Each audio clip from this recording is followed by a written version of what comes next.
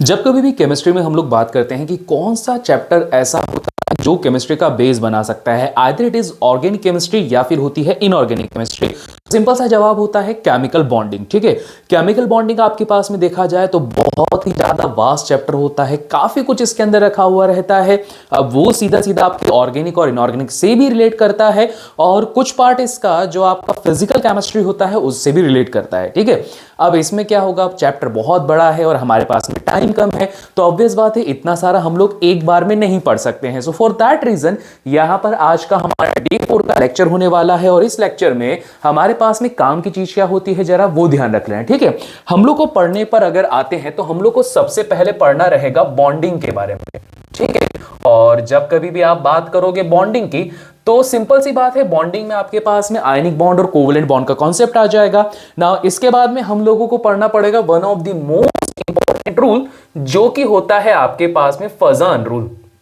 ठीक है, फजान्स रूल आपके पास में one of the most important rule होने वाला है। इसमें तीसरा हम लोग को पढ़ना रहता है वो पढ़ना रहेगा बॉन्ड पैरामीटर्स। ठीक है, मोस्ट ऑफ द टाइम अगर जेडब्ल्यू और नीट की बात की जाए तो ये बॉन्ड पैरामीटर्स में से काफी ज्यादा क्वेश्चन पूछ के रह गए हैं। और फोर्थ वाला पॉइंट होता है आपके पास में मॉलिक्यूलर ऑर्बिटल थ्योरी, जिसमें से स्पेसिफिकली आप लोग को पढ़ना रहता है बॉन्ड ऑर्डर। ठीक है, ये चीज आप लोग को पढ़नी रहेगी। अगर इस चैप्टर में से ये 4 टॉपिक हम लोगों ने क्लियर कर लिए तो ये मान के चलो कि केमिकल बॉन्डिंग आपका बहुत ही इजीली हो जाएगा। ठीक है, चलिए जी, तो अभी हम लोग बात कर लेते हैं कि किस तरह से इसको हम लोग को पढ़ना रहेगा। तो भैया सबसे पहले ऑब्वियस सी बात है, हम लोग पढ़ने वाले हैं यहां पर बॉन्डिंग को, तो पहले बॉन्ड समझ लेते हैं, देन उसके बाद में हम लोग आगे बढ़ेंगे। ठीक है, चलिए जी, अगर मैं बात करता हूं तो आपके पास में सबसे पहला रहेगा केमिकल बॉन्ड्स। ठीक है, केमिकल बॉन्ड ऑब्वियस बात है इसलिए बनाए जाते हैं क्योंकि हर एक एटम कंप्लीट नहीं होता है,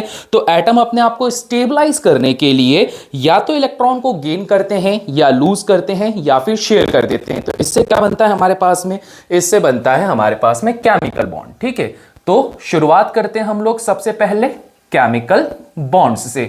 अब ये जो केमिकल बॉन्ड होते हैं ना, ये 2 टाइप के होते हैं। कौन कौन से? पहला टाइप होता है आपके पास में इंटर एटॉमिक वाला। ठीक है, अब यहां पर जो अगर इंटर एटॉमिक वाले जो होते हैं ना, तो यहां पर याद रखना हमेशा ही स्ट्रॉन्ग फोर्स ऑफ अट्रैक्शन होता है। ठीक है, जितने भी इंटर एटॉमिक होंगे यहां पर स्ट्रॉन्ग फोर्स ऑफ अट्रैक्शन होगा। और अगर मैं बात करता हूं यहां पर इंटर मॉलिक्यूलर वाले, तो इंटर मॉलिक्यूलर के अंदर होता है आपके पास में वीक फोर्स ऑफ अट्रैक्शन। सबसे पहली इंपॉर्टेंट बात यहां पर यही आती है, एक होते हैं स्ट्रॉन्ग फोर्स ऑफ अट्रैक्शन वाले, एक होते हैं आपके पास में वीक फोर्स ऑफ अट्रैक्शन वाले। ठीक है, अगर जब कभी भी हम लोग यहां पे बात करते हैं कि भैया हमारे पास में स्ट्रॉन्ग फोर्स ऑफ अट्रैक्शन कौन कौन से बॉन्ड आते हैं, तो सबसे इजी से अगर बात की जाए तो सबसे ज्यादा कॉमन रूप से जो आप लोग अभी पढ़ोगे वो होगा आपके पास में आयनिक बॉन्ड, या फिर बोला जाए होता है आपके पास में कोवेलेंट बॉन्ड। ठीक है, मेटालिक भी होता है परंतु शुरुआत हम लोग आयनिक और कोवेलेंट से कर लेते हैं। सबसे पहले आपके पास में होता है आयनिक बॉन्ड, दूसरा होता है हमारे पास में कोवेलेंट बॉन्ड, फिर होता है हमारे पास में मेटालिक बॉन्ड, और फोर्थ नंबर पे होता है हमारे पास में कौन सा, कोऑर्डिनेट कोवेलेंट बॉन्ड। ठीक है, तो यहां पर आपके पास में आ जाएगा कोऑर्डिनेट बॉन्ड। तो ये 4 बॉन्ड आपके पास में होते हैं, 4 केमिकल बॉन्ड, आयनिक, कोवेलेंट, मेटालिक और कोऑर्डिनेट वाले। ठीक, अब अगर मैं इंटरमॉलिक्यूलर की बात करता हूं तो इंटरमॉलिक्यूलर के अंदर भी हमारे पास में 2 होंगे। एक होगा आपके पास में हाइड्रोजन बॉन्डिंग, जो कि आपको आगे चल के ऑर्गेनिक केमिस्ट्री में बहुत ही ज्यादा काम आने वाली है, क्योंकि हाइड्रोजन बॉन्डिंग का कॉन्सेप्ट ही आपको कई बार ये बता पाएगा कि मेजर और माइनर प्रोडक्ट क्या होते हैं। और बी वाले की बात की जाए तो ये होता है आपके पास में वीक वेंडर वॉल्स। ठीक है, weak van der Waals force of attraction, तो जैसा नाम वैसा काम, साफ लिख ही दिया है। तो इस तरह के क्या होते हैं हमारे पास में केमिकल बॉन्ड होते हैं। और अगर मैं बात करूं हमें कौन सा पढ़ना है बॉन्ड, तो हमें 2 बॉन्ड सबसे ज्यादा इंपॉर्टेंट रूप से पढ़ने रहेंगे। एक होगा आपके पास में आयनिक बॉन्ड और एक होगा आपके पास में कोवेलेंट बॉन्ड। अगर 2 बॉन्ड आपने अच्छे से पढ़ लिए तो आपका काम यहां पर हो जाएगा कंप्लीट। और इन दोनों बॉन्ड को ही डिफरेंशिएट करा था किसने, इन दोनों बॉन्ड को डिफरेंशिएट करा था फजान ने। तो ध्यान रखना, अगर आप यहां पर बात करते हो फजान्स रूल की। ठीक है, तो फजान नाम के साइंटिस्ट ने कैसे डिफरेंशिएशन करा था, जरा ये भी ध्यान देना। फजान नाम के साइंटिस्ट ने इसको ये बताया था कि जब कभी भी आपके पास में हिट्रोएटॉमिक मॉलिक्यूल्स होते हैं, हिट्रो मतलब क्या, जैसे आपके पास में ऐसे मॉलिक्यूल जिसमें अलग अलग टाइप के एटम्स होते हैं, जैसे डायटॉमिक, जैसे होमोएटॉमिक हुआ, तो होमोएटॉमिक क्या हो गया, हाइड्रोजन गैस, नाइट्रोजन गैस, क्योंकि वो दोनों सेम होते हैं। एक होता है हिट्रो जहां पर ये अलग अलग होंगे। ठीक है, इस सिचुएशन पे इसने क्या बोला है कि कॉमन रूप से देखा जाए तो दो तरह के बॉन्ड पाए जाते हैं। एक पाया जाता है आपके पास में आयोनिक बॉन्ड, ठीक है, और एक पाया जाता है आपके पास में कोवेलेंट बॉन्ड। अब इसने बहुत ही सिंपल सी बात बोल के रखी थी। फजान नाम के साइंटिस्ट ने यह बताया था कि आयोनिक बॉन्ड का फॉर्मेशन तब होता है जब कभी भी कैटायन का जो साइज होता है वो ग्रेटर देन होगा साइज के। ठीक है, जब कभी भी यहां कैटायन का जो साइज होगा वो छोटा होगा एज कंपेयर टू एनायन के साइज के। तो बस इतना सा ही हम लोग को याद रखना है। साइज बहुत इंपॉर्टेंट रोल प्ले करता है, और अगर आप लोग को ये देखना है कि भैया साइज यहां पर किस तरह से आप फाइंड आउट कर सकते हो पीरियोडिक प्रॉपर्टीज के अंदर, तो वो ऑलरेडी मैं लास्ट लेक्चर में आप लोग को बता चुका हूं, जहां पे पीरियोडिक प्रॉपर्टीज में मैंने इजीली आपको समझा के रखा हुआ है कि किस तरह से यहां पे ये सारे के सारे साइज के मैटर्स होते हैं। तो फजान रूल आपके पास में यह है कॉमन रूप से आयनिक बॉन्ड में कैटायन, जो कि ऑब्वियस बात है, अच्छा जिनको नहीं पता है तो उनको बता दिया जाए, कैटायंस वो होते हैं जिनके ऊपर होता है पॉजिटिव चार्ज, एनायन वो होते हैं जिनके ऊपर होता है नेगेटिव चार्ज। ठीक है, इसी कहानी है। अब इस कहानी के तहत हमारे पास में जो काम की चीज होती है वो ये है कि कुछ छोटे पॉइंट्स अभी से ही नोट डाउन कर सकते हो। जब कभी भी आपके पास में आयनिक बॉन्ड का फॉर्मेशन होगा तो ध्यान रखना, आयनिक बॉन्ड के फॉर्मेशन में सबसे इंपॉर्टेंट चीज होती है इलेक्ट्रॉन गेन एंथैल्पी। ठीक है, और अगर कोवेलेंट बॉन्ड का फॉर्मेशन होता है तो इंपॉर्टेंट चीज होती है हमारे पास में इलेक्ट्रोनेगेटिविटी। ठीक है, ये इंपॉर्टेंट सी चीज होती है, और इसी बेसिस पर हमारा पूरा का पूरा टॉपिक चलने वाला है। ध्यान रखना, इसी चीज को हम लोग समझेंगे कि किस तरह से आयनिक बॉन्ड और कोवेलेंट बॉन्ड का फॉर्मेशन होता है, वहीं से लेटाइस एनर्जी का कॉन्सेप्ट आएगा, वहीं से सॉल्युबिलिटी का भी कॉन्सेप्ट आ जाएगा, और वहीं से आपके पास में सॉल्वेशन एनर्जी मतलब हाइड्रेशन एनर्जी, बहुत सारे टॉपिक आएंगे। और ये इसलिए पढ़ना है क्योंकि इस चैप्टर से most of the time sequential question पूछ के रखे गए हैं कि भैया किसका जो बॉन्ड है वो स्ट्रॉन्ग है, वीक है, किसका कोवेलेंट कैरेक्टरिस्टिक ज्यादा है, किसका आयनिक कैरेक्टरिस्टिक ज्यादा है, इसी तरह के क्वेश्चन पूछे गए हैं। तो इसी वजह से इस तरह के टॉपिक्स के ऊपर हम लोगों को ज्यादा ध्यान देना रहेगा। चलिए जी, तो अब बात कर लेते हैं हम लोग बॉन्ड फॉर्मेशन के, आखिरकार बॉन्ड बनते किस तरह से। ठीक है, एक एग्जांपल लेते हैं, कोवेलेंट बॉन्ड के थ्रू हम लोग इसको समझेंगे। अब देखो, कभी भी अगर आप हेटेरोएटॉमिक मॉलिक्यूल्स के साथ में बॉन्ड का फॉर्मेशन करते हो तो ऑब्वियस बात है एक हिस्सा बनेगा कैटायन और एक हिस्सा बन जाएगा हमारे पास में एनायन वाला। तो अब इस सिचुएशन पे होगा क्या, जरा ध्यान देना इस बात पे। होता यह है कि अगर सपोज आपके पास में यहां पर कुछ ऐसा है, ये रखा है एक कैटायन और माना कि ये रखा है एक एनायन। ठीक है, अब होगा क्या, हमको पता है कि भैया कैटायन जो होता है इसका बिहेवियर है पॉजिटिव, और एनायन जो है इसका बिहेवियर कैसा है, यहां पे नेगेटिव है। अब पॉजिटिव और नेगेटिव के बीच में यहां पर क्या होगा, फोर्स ऑफ अट्रैक्शन होगा। तो इस सिचुएशन पे क्या होता है कि अगर ये एनायन का साइज बड़ा है तो ये जो एनायन होता है ना, ये अट्रैक्ट होना चालू हो जाता है टुवर्ड्स दिस कैटायन। ठीक है, ये कैटायन की तरफ क्या होता है, ऐसा अट्रैक्ट होना चालू हो जाता है, जिस वजह से इसका जो स्फीरिकल शेप होता है ये बिगड़ जाएगा। इसके बिगड़ने की वजह से ये यहां तरफ क्या होगा, अट्रैक्ट होगा, खिंचाएगा। तो ये जो स्फीरिकल शेप था, अब ये क्या हो रहा है, ये आपके पास किसी इलिप्टिकल शेप की तरह कन्वर्ट होता चले जा रहा है। इस घटना को कहा जाता है डिस्टॉर्शन। ठीक है, इसको क्या कहा जाता है, डिस्टॉर्शन कहा जाता है, क्योंकि इसका जो शेप हो रहा है, शेप जो है वो क्या होते जा रहा है, बिगड़ता चले जा रहा है। अब इस डिस्टॉर्शन की घटना से ही हमारे पास में दो पॉइंट निकल कर आते हैं। एक आता है हमारे पास में पोलराइजिंग पावर और एक आता है हमारे पास में पोलराइजेबिलिटी का कॉन्सेप्ट। और इसी कॉन्सेप्ट से आगे चल के तुम लोगों को सॉल्वेशन एनर्जी भी पढ़ना है, साथ ही साथ में तुम लोग को इसी कॉन्सेप्ट से अपना लेटाइस एंथैल्पी भी पढ़ना रहेगा। ठीक है ना भैया, चलो शुरुआत कर लेते हैं हम लोग, क्या क्या कहानी होती है। अब जैसे देखो, यहां पे अगर ये जो कैटायन है इस कैटायन ने क्या करा, एनायन के जो इलेक्ट्रॉन्स थे उनको अपनी तरफ खींचना चालू कर दिया।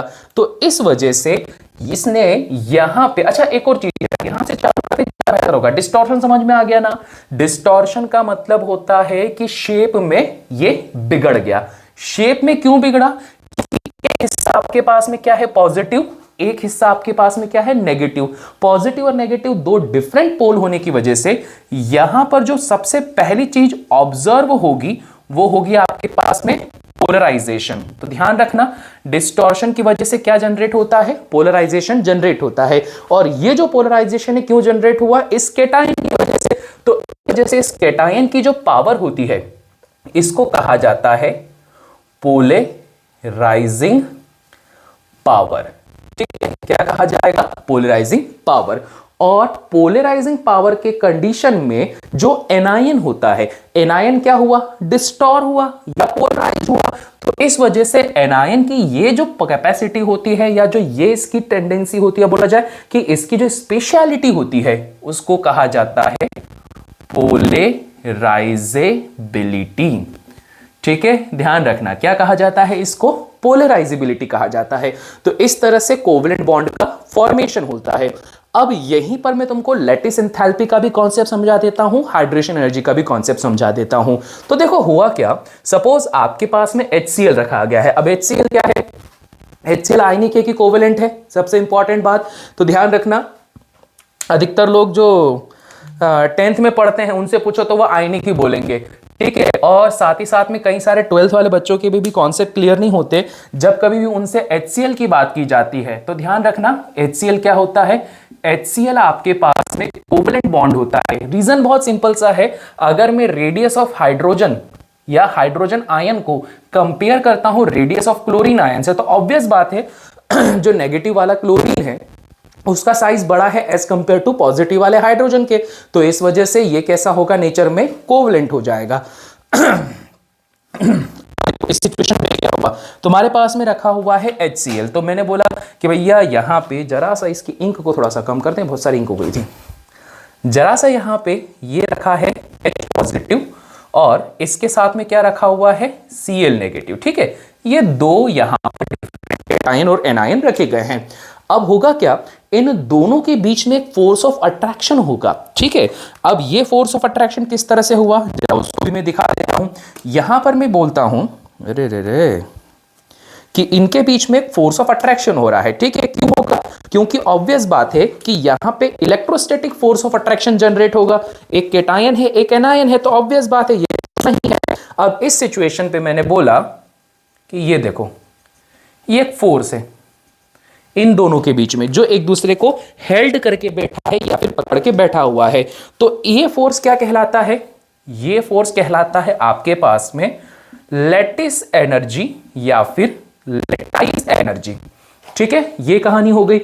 अब इस HCl को अगर मैं वाटर के अंदर डिसॉल्व करता हूं तो वाटर की कहानी क्या है, देखो वाटर होता है हमारे पास में H2O, है ना, ये होता है H2O।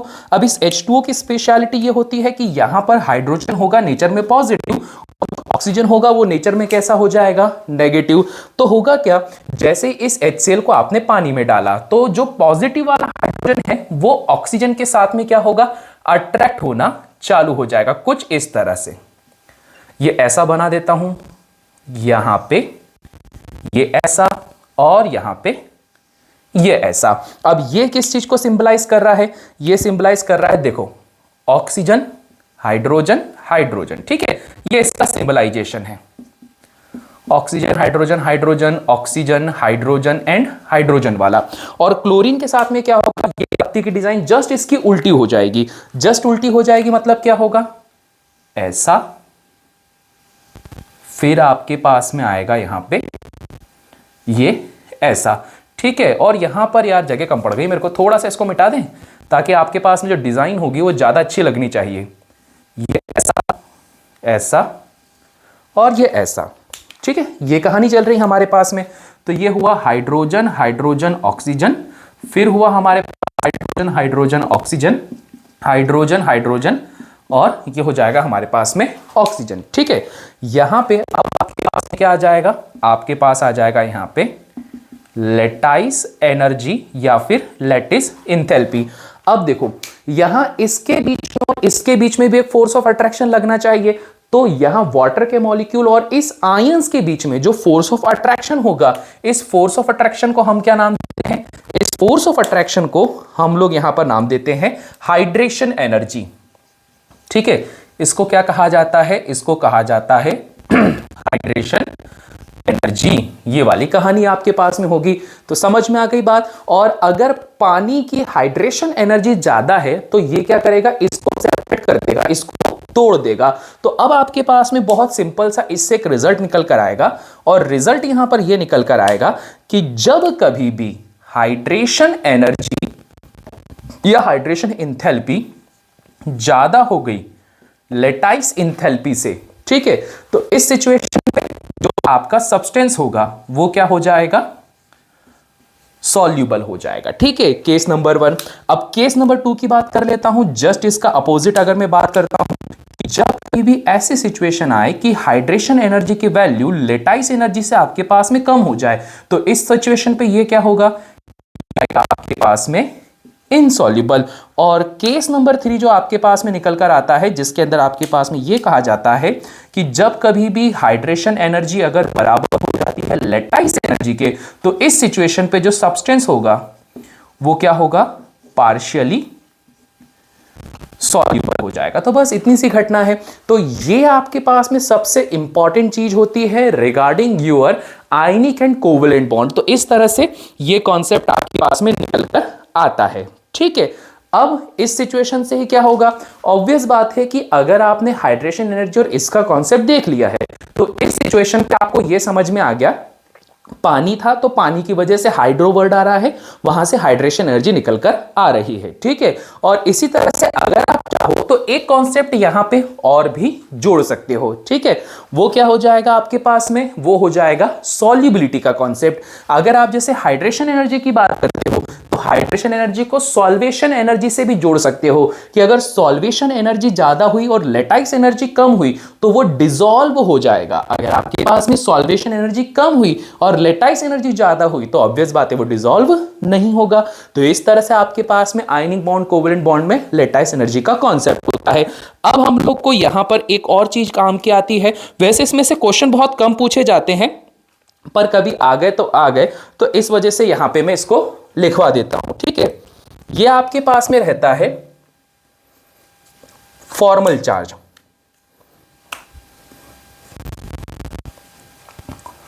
फॉर्मल चार्ज, वैसे इसमें अगर क्वेश्चन पूछे भी जाते हैं ना तो डायरेक्ट ही पूछे जाते हैं, इसलिए ज्यादा टेंशन लेने वाली बात आपके पास में नहीं रहती है। क्योंकि होता क्या है ना, क्योंकि मैंने भी पहले देख के रखा है, इसमें से क्वेश्चन जो पूछे गए ना सीधे सीधे एक स्ट्रक्चर दे दिया और बोल दिया कि भैया इसका फॉर्मल चार्ज कितना होता है वो बताकर दिखा दो। ठीक है, तो कोई दिक्कत वाली बात नहीं, बता देते हैं हम लोग। तो यहां पर अगर इसके फॉर्मूले की बात करता हूं तो फॉर्मूला होता है valency minus lone pair plus bond pair, और बॉन्ड पेयर को क्या कर देना? 2 से डिवाइड कर देना, क्योंकि बॉन्ड पेयर में क्या होता है कि इलेक्ट्रॉन्स के साझा होते हैं या फिर शेयरिंग होती है, तो इस वजह से ये घटना होती है। तो बस एक फॉर्मूला आप ये याद रख सकते हो। इस फॉर्मूले को इसलिए याद रखना है क्योंकि कई बार डायरेक्ट क्वेश्चन पूछ लिया गया है कि भैया फॉर्मल चार्ज क्या होता है, तो इस वजह से ये बताना जरूरी होता है। क्लियर हो गई बात, ये काम की चीज है।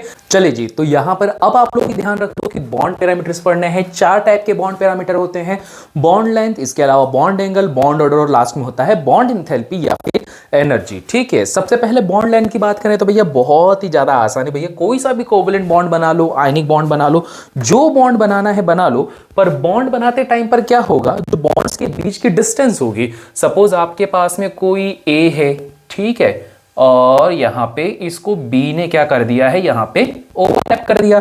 अब इस सिचुएशन पे क्या होगा, यहां से लेकर यहां तक के दोनों के न्यूक्लियस के बीच की डिस्टेंस क्या कहला जाएगी, यहां पे इसकी बॉन्ड लेंथ कहलाएगी। तो अब इस बॉन्ड लेंथ के रिगार्डिंग क्या बोल के रखा है, बॉन्ड लेंथ डायरेक्टली प्रोपोर्शनल होती है किसके, साइज के। ठीक है भाई साहब, बिल्कुल सही।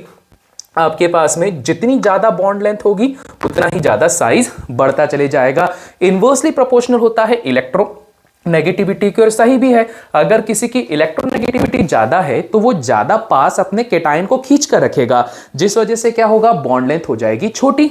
ठीक। उसके बाद में क्या होता है, बॉन्ड ऑर्डर। ये जो बॉन्ड ऑर्डर होता है ये कहां से आप निकालते हो, ये निकालते हो आप एमओटी से। एमओटी मतलब क्या, मॉलिक्यूलर ऑर्बिटल थ्योरी। और वहां आप लोगों ने पढ़ के रखा है बॉन्ड ऑर्डर होता है number of bonding electron minus number of anti bonding electron divided by 2। और इसके अंदर क्या होगा कि जैसे अलग अलग बॉन्ड ऑर्डर होते हैं, जैसे आपके पास में सपोज बॉन्ड ऑर्डर हुआ 1, तो 1 का मतलब क्या होगा, सिंगल बॉन्ड। 2 हुआ तो डबल बॉन्ड, और 3 हुआ तो क्या हो जाएगा, ट्रिपल बॉन्ड होगा। तो ये बॉन्ड ऑर्डर पे भी डिपेंड करेगा। और उसी तरह से जैसे अगर मैं बात करता हूं बॉन्ड ऑर्डर है 1, सिंगल बॉन्ड में क्या होता है, बॉन्ड लेंथ ज्यादा होती है। अगर ट्रिपल बॉन्ड हो गया तो बॉन्ड लेंथ क्या हो जाएगी, कम हो जाएगी। उसी तरह से आपके पास में होता है परसेंटेज एस कैरेक्टरिस्टिक, मतलब एस ऑर्बिटल का इन्वॉल्वमेंट कितना होता है। जैसे अगर मैं इस पे बात करता हूं तो सिंगल बॉन्ड रिप्रेजेंट करता है कौन से हाइब्रिडाइजेशन को, sp। डबल बॉन्ड रिप्रेजेंट करता है sp2। और अरे भाई साहब, ये सिंगल बॉन्ड रिप्रेजेंट करता है sp3 और ट्रिपल बॉन्ड किसको रिप्रेजेंट करता है, sp हाइब्रिडाइजेशन को। अब इस सिचुएशन पे क्या होगा कि आपके पास अगर sp3 हुआ तो s कैरेक्टरिस्टिक कितना होगा आपके पास में 25%। और अगर sp हुआ, ट्रिपल बॉन्ड हुआ, तो ये कितना हो जाएगा 50%। तो s कैरेक्टरिस्टिक जितना ज्यादा बढ़ते जाएगा इलेक्ट्रोनेगेटिविटी उतनी बढ़ेगी, और जितनी ज्यादा इलेक्ट्रोनेगेटिविटी बढ़ती चली जाएगी तो उसका सीधा सा मतलब क्या होगा, उसका सीधा सा मतलब होगा बॉन्ड ज्यादा स्ट्रांग होगा, क्योंकि ज्यादा वो पास आ जाता है। तो बस ये कहानी है। और इसके अलावा बात करता हूं कि इन सभी चीजों से सबसे इंपॉर्टेंट रिजल्ट जो निकल कर आता है ना, वो निकल कर आता है बॉन्ड की स्टेबिलिटी। ठीक है, ये बहुत इंपॉर्टेंट पॉइंट है। अब वो क्या बोलता है, अगर बॉन्ड लेंथ ज्यादा होती है तो ध्यान रखना बॉन्ड की स्टेबिलिटी सबसे कम हो जाएगी। One of the most important point जो आप लोगों को अपने दिमाग में बिठा लेना है कि जो बॉन्ड लेंथ होता है ये इनवर्सली प्रोपोर्शनल होता है किसके, स्टेबिलिटी ऑफ बॉन्ड के। तो भाई साहब कहानी सिंपल सी है कि अगर आपके पास में बॉन्ड लेंथ ज्यादा हुई तो इस सिचुएशन पे क्या होगा कि जो बॉन्ड की स्टेबिलिटी होती है वो हो जाएगी कम। तो बस इतनी सिंपल सी सिचुएशन है। इसके बाद अगर आप बात करते हो बॉन्ड एंगल की, तो बॉन्ड एंगल हम लोग को मोस्ट ऑफ द टाइम दो थ्योरी से पढ़ना पड़ता है। एक होता है VSEPR एंड दूसरी होती है आपके पास में VBT, वैलेंस बॉन्ड थ्योरी। तो यहां उसको इतना ज्यादा पढ़ने की जरूरत नहीं है। अभी जब मैं क्वेश्चन सॉल्व करवाऊंगा तो वहां पर बता दूंगा कि किस टेक्निक से आप इसको पढ़ने वाले हो। दूसरा होता है बॉन्ड ऑर्डर। अगर फॉर्मूले की बात करते हैं तो फॉर्मूला वो लिखा हुआ है, परंतु बॉन्ड ऑर्डर को पढ़ने के लिए अभी प्रेजेंट टाइम पे हम लोगों को पढ़नी पड़ेगी ट्रिक। और एक ट्रिक जो बहुत ज्यादा फेमस होती है वो 14 नंबर वाली, जिसमें 14 पे 3 आता है, उल्टा चला लो सीधा चला लो, ठीक है। पर वो ट्रिक हर जगह नहीं लगती है, कई सारे मॉलिक्यूल्स के ऊपर लग जाएगी आपके पास में, पर जरूरी नहीं कि वो हर जगह पर सही हो जाए, ठीक है। उसमें क्या गलती निकलेगी वो भी आज के लेक्चर में अभी बताऊंगा।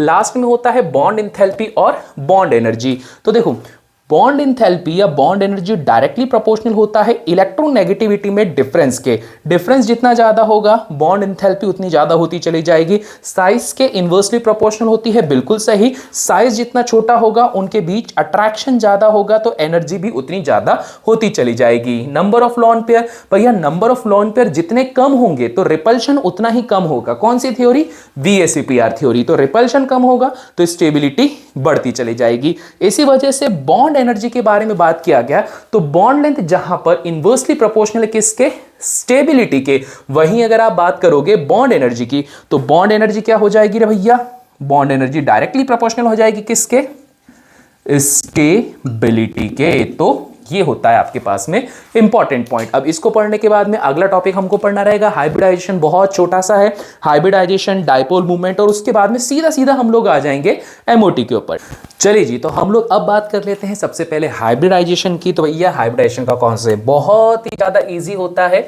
हाइब्रिडाइजेशन में एक्चुअली में होता क्या है कि हम लोगों ने वो कार्बन का कॉन्सेप्ट पढ़ के रखा हुआ है ना, जैसे आपके पास में ग्राउंड स्टेट में ये वाली सिचुएशन होती थी, जिस सिचुएशन में हमारे पास में ये कहा जाता था कि यहाँ 2s के अंदर होते थे आपके पास 2 इलेक्ट्रॉन और 2p के अंदर होते थे यहाँ पर 2 इलेक्ट्रॉन, कुछ इस तरह से। अब इस सिचुएशन पे हमारे पास में अगली कंडीशन ये थी कि ग्राउंड स्टेट से जब ये एक्साइटेड स्टेट में आते हैं तो ये क्या करते हैं, आपस में कंबाइन होकर हाइब्रिड ऑर्बिटल बना लेते हैं। हाइब्रिड ऑर्बिटल का मतलब ये होता है कि यहां पर ये अनजीरड हो जाएंगे। अनजीरड मतलब क्या कि यहां पर इन सभी का एनर्जी लेवल क्या हो जाएगा, सेम हो जाएगा। तो बस रे भैया ये वाली कहानी चल रही है आपके पास में। और ये भी क्यों होता है, क्योंकि यहां से इलेक्ट्रॉन जंप करके यहां आ जाता है। तो 1 2 3 और ये 4, तो यहां पर ये होता है आपके पास में हाइब्रिडाइजेशन का कॉन्सेप्ट। तो ठीक है रे भाई, पर यहां पर आपके पास में ये कॉन्सेप्ट इतना ज्यादा काम नहीं आने वाला है। आपके पास में जो कॉन्सेप्ट काम आने वाला है वो आने वाला है कि किस प्रकार का हाइब्रिडाइजेशन होगा, sp होगा, sp3 होगा, sp3d होगा, कौन सा होगा करके। ठीक है, तो बहुत सिंपल सा है, एक फॉर्मूला याद रखना जो कि होता है आपके पास में स्टेरिक नंबर का। बहुत ही सिंपल सा है, स्टेरिक नंबर बताता है जितने भी लॉन पेयर हो प्लस जितना भी आपके पास में सिग्मा बॉन्ड हो, दोनों को सिंपली ऐड कर दो, आपके पास में क्या होगा, हाइब्रिडाइजेशन निकल कर आ जाएगा। अब देखो कैसे, सपोज आपके पास में कोई मॉलिक्यूल दे के रखा हुआ है, जैसे एक दे के रखा हुआ है आपके पास में NH3 और एक दे के रखा हुआ है आपके पास में BH3। NH3 की बात करते हैं तो नाइट्रोजन के पास एक लॉन पेयर और 3 बॉन्ड पेयर होती है। BH3 की बात करते हैं तो यहां पर लॉन पेयर एक भी नहीं है और हाइड्रोजन कितने हैं आपके पास में, यहां पे 3 दे के रखे हुए हैं। अब इस सिचुएशन पे क्या हो जाएगा, अब इस सिचुएशन पे अगर मैं यहां पे बात करता हूं कहां गया, हाँ स्टेरिक नंबर की, तो स्टेरिक नंबर कैसे निकालोगे, सिंपल सा है, यहां पर एक लॉन पेयर है और 3 सिग्मा बॉन्ड है। ठीक है, कैसे रहेंगे, ऐसा ऐसा ऐसा और ऐसा, है ना। तो इस सिचुएशन पे टोटल स्टेरिक नंबर जब इसका सॉल्व करा तो कितना आ गया, 4 का मतलब कौन सा हाइब्रिडाइजेशन हो जाएगा यहाँ पे, sp3, एक s और 3 p यहाँ पे इन्वॉल्व होंगे। अगर आप BH3 की बात करते हो तो यहाँ पर लॉन पेयर एक भी नहीं है परंतु 3 हाइड्रोजन 3 सिग्मा बॉन्ड बनाते हैं, तो यहाँ पर क्या हो जाएगा आपके पास में 3 आंसर आ जाएगा। ठीक है, जिस वजह से ये क्या होता है, ये आपके पास में एक s और 2 p को रिप्रेजेंट करेगा। परंतु यहां पर एक छोटा सा ट्विस्ट है कि BH3 कभी भी इस तरह से होता ही नहीं है। BH3 क्या होगा, अकेला कभी भी नहीं रहता है, ये डाइबोरेन की सिचुएशन पे रहता है। डाइबोरेन की सिचुएशन भी आपको बता देता हूं, ये कुछ ऐसी रहती है, boron hydrogen, hydrogen and hydrogen, boron hydrogen, hydrogen and hydrogen. Octet पूरा नहीं होने की वजह से यहां पर ये इसके साइड अट्रैक्ट हो जाता है थोड़ा सा, ये इसके साइड अट्रैक्ट हो जाता है, तो ये डाइबोरेन B2H6 बनाकर खुद को स्टेबलाइज करता है और यहां पर फिर सिंगल बॉन्ड का फॉर्मेशन हो जाता है। बट अगर जनरली देखा जाए तो आप यहां पर जब हाइब्रिडाइजेशन निकालोगे तो इस तरह से आप हाइब्रिडाइजेशन बहुत आसानी से निकाल सकते हो। क्लियर हो गई बात, समझ में आ गया। तो इस तरह से आपके पास में हाइब्रिडाइजेशन निकालना होगा। और यहां पर आपके पास आता है इंपॉर्टेंट पॉइंट कि हाइब्रिडाइजेशन क्यों निकालना है, क्योंकि जब कभी भी आइसो स्ट्रक्चरल वाले क्वेश्चन आएंगे, अगर आइसो इलेक्ट्रॉनिक आते हैं लास्ट चैप्टर का जैसा तो बहुत इजी होगा, इलेक्ट्रॉन गिनने हैं, पर आइसो स्ट्रक्चरल आते हैं तो सबके स्ट्रक्चर याद करना पॉसिबल नहीं है। सिंपली स्टेरिक नंबर आप यहां पे फाइंड आउट कर लो, और स्टेरिक नंबर में भी ये फाइनल काउंटिंग मत देखना, क्या देखोगे, जिसके एग्जैक्ट लॉन पेयर और बॉन्ड पेयर सेम निकल कर आए तो वही आपके पास आइसो स्ट्रक्चरल होगा, वरना आइसो स्ट्रक्चरल नहीं होगा। ठीक है भैया, क्लियर हो गई बात। चलिए जी, अब हमारे पास में अगला पढ़ने वाला पॉइंट था कौन सा, डाइपोल मूवमेंट वाला। ठीक है, डाइपोल मूवमेंट पे आगे सॉल्व करना सिखा दूंगा, यहां पर सिर्फ फॉर्मूला याद रखना। डाइपोल मूवमेंट के लिए फॉर्मूला होता है आपके पास में, वैसे रिप्रेजेंट करते हैं म्यू से, ये होता है Q इंटू डी। क्यों आपके पास में क्या होगा, उनके बीच में जो इलेक्ट्रोनेगेटिव चार्ज होता है वो, और यूनिट इसमें कई बार पूछी जाती है, तो इसकी जो यूनिट होती है वो होती है डिबाई, या फिर इसको हम लोग कैपिटल डी से भी रिप्रेजेंट करते हैं, जो कि एक्चुअली में वो है, अभी आगे तुम लोग पढ़ोगे डीबे हकल रूल इलेक्ट्रोकेमिस्ट्री के अंदर क्लास 12th में, तो ये वही वाले रूल के जो डीबे हकल वाले थे ना, तो ये वही वाला डीबे है या डिबाई है जिसको बोलते हैं, तो ये कहानी है। ठीक है, और इस डाइपोल मूवमेंट के तहत अगर आप डायटोमिक मॉलिक्यूल्स को पढ़ते हो तो 2 प्रकार के डायटोमिक मॉलिक्यूल होते हैं, होमोएटॉमिक एंड हेटेरोएटॉमिक। होमोएटॉमिक में कौन आएगा, जैसे आपके पास में हो गया hydrogen gas, nitrogen gas and oxygen gas. तो ध्यान रखना यहां पर इलेक्ट्रोनेगेटिविटी में डिफरेंस होता है 0, जिस वजह से डाइपोल मूवमेंट भी क्या होता है, होमोएटॉमिक के अंदर 0 हो जाता है। पर वहीं अगर हेटेरोएटॉमिक की बात करते हैं, जैसे HCl हो गया, या HBr हो गया, तो यहां पर ये सिचुएशन नहीं आती है। तो यहां हम ये बोलते हैं कि जो चेंज इन इंथैल्पी होता है वो कभी भी जीरो के बराबर नहीं होता है, और डाइपोल मूवमेंट भी हमेशा याद रखना जीरो से बड़ा होगा। अगर आपके पास में हेटेरोएटॉमिक मॉलिक्यूल से बने हेटेरोएटॉमिक मॉलिक्यूल होंगे, और साथ ही साथ में कैसे होने चाहिए, डायएटॉमिक। डायएटॉमिक मतलब क्या, दो एटम वाले। क्लियर हो गई बात। अब इसके बाद भैया तुम्हारे पास पढ़ने वाली जो चीज थी वो परसेंटेज आयनिक कैरेक्टरिस्टिक है। वैसे अगर देखो इसके बारे में बोला जाए तो आजकल बहुत कम कर दिया है, मेंस में तो, एडवांस में कभी आ गया तो आ गया। परसेंटेज आयनिक कैरेक्टरिस्टिक का अगर मैं बोलता हूं कि भैया क्या फॉर्मूला होता है, तो बहुत सिंपल सा है, डाइपोल मूवमेंट ऑब्जर्व्ड अपॉन में डाइपोल मूवमेंट कैलकुलेटेड, ठीक है, मल्टीप्लाइड बाय 100, क्योंकि ऑब्वियस बात है आप लोग यहां पर परसेंटेज आयनिक कैरेक्टरिस्टिक निकाल रहे हो, तो इतना कर दो आपका आंसर आ जाएगा। क्लियर हो गई बात। अब फाइनली हमारे पास में बचा हुआ है मॉलिक्यूलर ऑर्बिटल थ्योरी, MOT, जिसके लिए आप लोगों को ध्यान रखना है बहुत ही इंपॉर्टेंट से शॉर्ट ट्रिक्स, क्योंकि शॉर्ट ट्रिक के ऊपर बेस्ड ही ये कर सकते हो, वरना अगर आप MOT डायग्राम बनाने बैठोगे तो बहुत ही ज्यादा टाइम कंज्यूमिंग होता है ये। चलिए जी, तो अब हम लोग बात कर लेते हैं मॉलिक्यूलर ऑर्बिटल थ्योरी की। तो MOT वाली जो थ्योरी है, ध्यान रखना ये आप लोग को वो वाली नहीं पढ़नी है जिसमें पूरा का पूरा स्ट्रक्चर बना के रखा हुआ था, क्योंकि अगर वो बनाने बैठ जाओगे तो बहुत ज्यादा टाइम लग जाएगा। वो सिर्फ आप तब बनाओगे भैया जब आपको डायमैग्नेटिक और पैरामैग्नेटिक कैरेक्टरिस्टिक के बारे में यहां पर पूछा जाएगा, तो सिर्फ तभी बनाना है। और जहां तक होता है ये इतना भी ज्यादा इसमें से नहीं पूछा जाता है। पैरामैग्नेटिक और डायमैग्नेटिक कैरेक्टरिस्टिक के जो क्वेश्चन होते हैं वो आप लोग को पूछे जाते हैं D and F block element से, और वहां पर इतना सब कुछ नहीं करना पड़ेगा। वहां पे सिंपली आपके पास में CFT का कॉन्सेप्ट आता है, क्रिस्टल फील्ड थ्योरी का, जिससे कि आप डायमैग्नेटिक और पैरामैग्नेटिक को पहचान सकते हो, परंतु वो बहुत अलग कॉन्सेप्ट है भाई, आपको वहीं ही पूछा जाएगा, यहां नहीं पूछा जाता। और अगर पूछा भी जाता है तो बीच में अगर क्वेश्चंस वगैरह होंगे तो मैं आपको सॉल्व करके दिखा दूंगा। बॉन्ड ऑर्डर पढ़ के रखा हुआ था, number of bonding electron minus number of anti bonding electron divided by 2। आप लोगों को पढ़ने के लिए सबसे इंपॉर्टेंट चीज जो यहां पर ध्यान रखनी है वो है कार्बन का जो मोनोऑक्साइड का कैटायन होता है ये। तो यहां पर ये इसलिए इतना ज्यादा इंपॉर्टेंट होता है क्योंकि इसका जो बॉन्ड ऑर्डर होता है GHHIIHI GHEST हाईएस्ट होता है, ठीक है। तो इसको लिख देता हूं, हाईएस्ट बॉन्ड ऑर्डर होता है जो कि होता है आपके पास में 3.5। इसके पहले भी हम लोगों ने रिलेशन जो पढ़ के रखे हुए थे भैया वही रिलेशन और कुछ भी एक्स्ट्रा नहीं है। जैसे बॉन्ड ऑर्डर इनवर्सली प्रोपोर्शनल होता है बॉन्ड लेंथ का। अगर आपके पास में बॉन्ड ऑर्डर 1 है तो बॉन्ड लेंथ क्या हो जाएगी, बॉन्ड ऑर्डर 1 मतलब सबसे कम, तो बॉन्ड ऑर्डर जितना कम होगा बॉन्ड लेंथ उतनी ज्यादा होगी। ये तो हमने पढ़ के रखा हुआ था।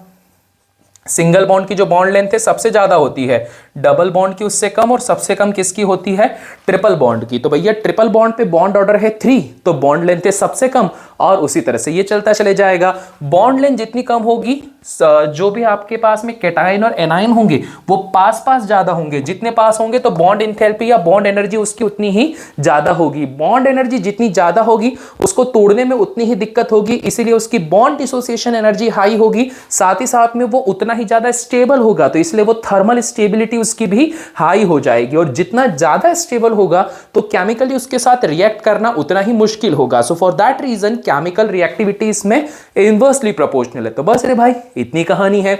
अब अगर बॉन्ड ऑर्डर के बारे में बात करता हूं तो भैया ट्रिक याद रखो। सबसे पहली बात बॉन्ड ऑर्डर 0। तो अगर मैं बोलता हूं बॉन्ड ऑर्डर 0 कहां पर पाया जाता है, तो भैया बॉन्ड ऑर्डर 0 एक्चुअली में एग्जिस्ट ही नहीं करता है, ठीक है। बॉन्ड ऑर्डर 0 होना ऐसा कोई आपके पास में अगर बोला जाए थ्योरेटिकली तो एग्जिस्ट ही नहीं करता है। तो ऑब्वियस बात है अगर केमिस्ट्री है तो एक्सेप्शन होगा ही सही। तो इस बॉन्ड ऑर्डर 0 का एग्जिस्ट नहीं होने के बावजूद भी एक ऐसा भी एलिमेंट होता है जो आपका बॉन्ड ऑर्डर 0 कर सकता है, जो कि होता है Ne2, बहुत ही रेयर कंडीशन पे बनने वाला सब्सटेंस। उसके अलावा बात करते हैं बॉन्ड ऑर्डर अगर 8 से लेकर 14 तक आप लोग को यहां पर जानना हो तो फॉर्मूला आप लिख सकते हो, number of total electron minus आपके पास में हो जाएगा 8 डिवाइडेड बाय आपके पास में हो जाएगा 2। अब भैया देखो तुम लोग ये चीज का मत पूछना कि ये कहां से आया कैसे आया, जस्ट सिंपली एक ट्रिक बता के रखी हुई है। और ये वाला भी 8 से 14 के फॉर्मूले पे पता है ये एक एक्सेप्शनल केस है, क्योंकि CO की बात करोगे ना तो CO पॉजिटिव आपके पास में देखा जाए तो कार्बन के 6 इलेक्ट्रॉन एक ऑक्सीजन में से निकाल लिया तो 8 होते हैं, तो कितने बच गए 7 हो गए हैं।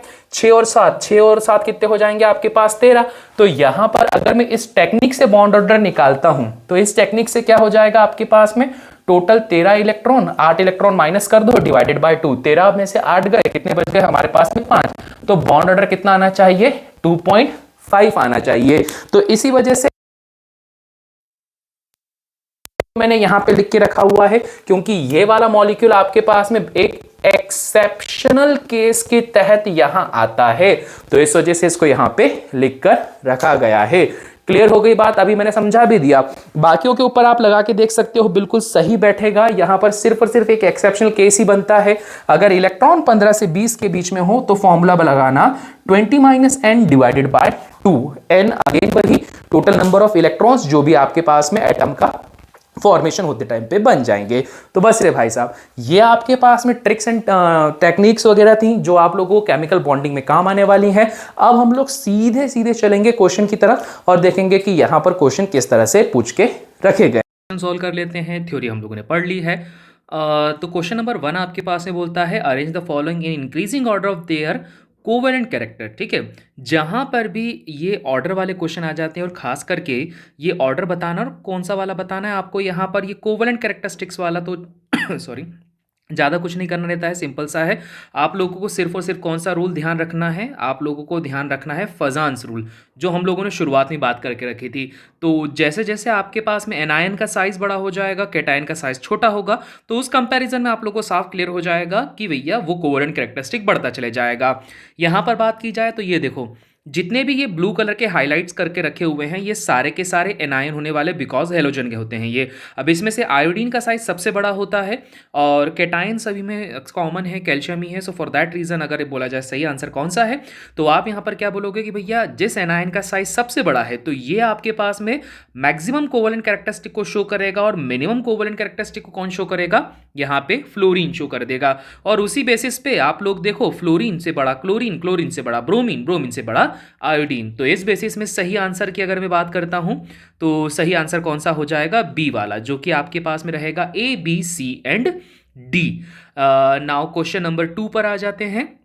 क्वेश्चन नंबर 2 क्या बोलता है, arrange the following in the decreasing order of their covalent characteristics. अभी बताया था ना, क्या बताया था, फजान रूल पढ़ना है बस, और कुछ भी एक्स्ट्रा काम नहीं है। तो फजान ने क्या बोल के रखा हुआ था कि जैसे जैसे सॉरी सीधे सीधे बात करते हैं कि अगर कोवेलेंट बॉन्ड होगा तो एनायन का साइज जो होगा वो आपके पास में क्या होगा, ज्यादा होगा एज कंपेयर टू कैटायन। इस बार सभी में एनायन कॉमन है जो कि है क्लोरीन, परंतु जो चेंज आया है वो कैटायंस में आया है। और ये क्या है आपके पास में, ये आपके पास में एस ब्लॉक एलिमेंट है। ठीक है, और अगर एस ब्लॉक एलिमेंट की बात करते हैं तो कौन कौन से हैं, हेलीना की रब से फरियाद। ठीक है, तो ये हाइड्रोजन हीलियम लिथियम वाली कहानी है।